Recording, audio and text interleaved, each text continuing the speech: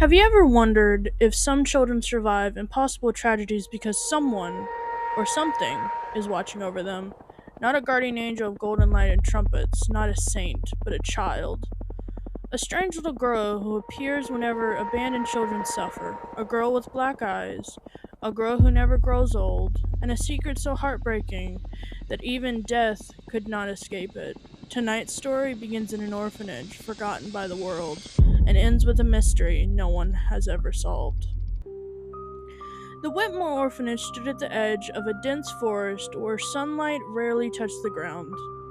The brick walls were stained black from decades of rain. The iron gates groaned wherever the wind blew. Locals avoided the place. They claimed they could hear children laughing in the woods long after midnight. Children who weren't supposed to be there. The orphanage housed nearly 60 children. Most had nowhere else to go. Some had lost parents. Others had been abandoned. A few never even knew their real names. Life inside Whitmore was cold and lonely. The caretakers weren't cruel, just tired. The building was old, the food was scarce, and every child secretly wished someone could come and take them home. But strange things began happening during the winter of 1937. It started with a little boy named Samuel. Samuel often woke screaming from nightmares. One night, he ran through the halls crying. The staff searched the building but couldn't calm him. Eventually, he pointed towards the nursery.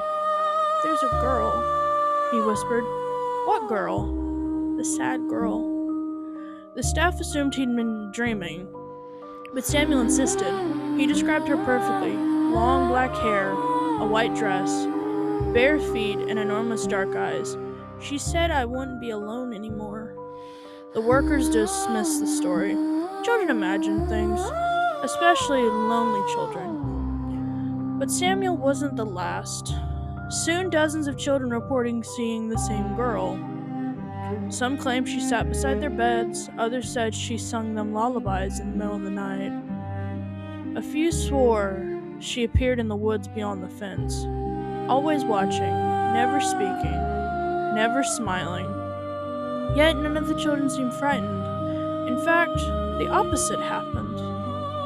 Children who saw her became happier. Nightmares disappeared. Anxiety faded. Even illnesses seemed to improve. The orphanage physician couldn't explain it. "It's almost like hope itself has become contagious," he remarked. Then the accidents began. One child nearly fell through rotted floorboards. Moments before stepping forward, she claimed the mysterious girl grabbed her hand. Another boy wandered into the frozen woods. Hours later, rescuers found him unharmed. When asked how he survived the night, he replied, "The angel girl showed me where to sleep." The staff grew uneasy. No adult had ever seen her, only children, until one stormy evening. Lightning shattered the sky, rain hammered the windows. Most of the children were asleep when smoke began rising from the basement. An ancient furnace had exploded. Flames raced through the lower floor. Panic erupted. Caretakers rushed from room to room. Children screamed. The fire spread faster than anyone expected. Several youngsters became trapped inside the east wing. The oldest caretaker, Mrs. Holloway, desperately searched for them. Then she saw something. A little girl standing calmly inside the smoke. White dress, black hair, bare feet. Exactly as the children had described her. The girl didn't speak, she simply pointed. Mrs. Holloway followed. Behind a collapsed bookcase, she discovered 6 trapped children, all alive, all untouched by fire. The moment she turned to thank the mysterious child, the girl was gone, vanished, like a dream swallowed by smoke. The orphanage survived, and every child escaped. Not a single life was lost. Newspapers called it a miracle. The children called it something else. They called her the Orphan Angel. Years passed. The sightings continued. Children arrived frightened and alone. Eventually, they would encounter the girl. Then they would smile, sleep peacefully, and stop fearing the future. Some claimed she hugged them when they cried. Others said she danced among moonlit trees.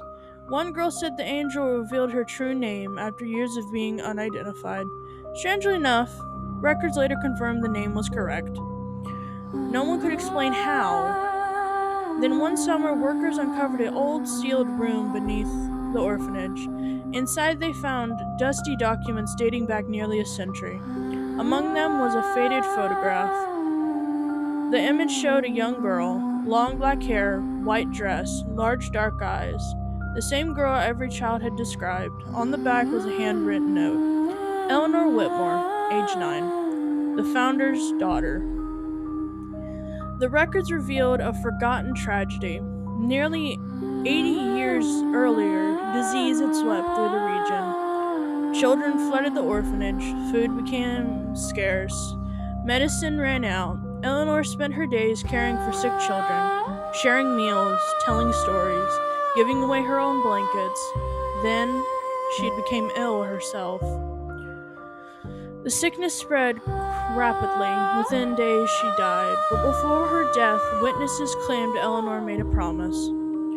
A promise she repeated over and over. I won't leave them. I won't leave any of them. Most assumed it was the delirium of fever. Yet after her funeral, strange stories emerged.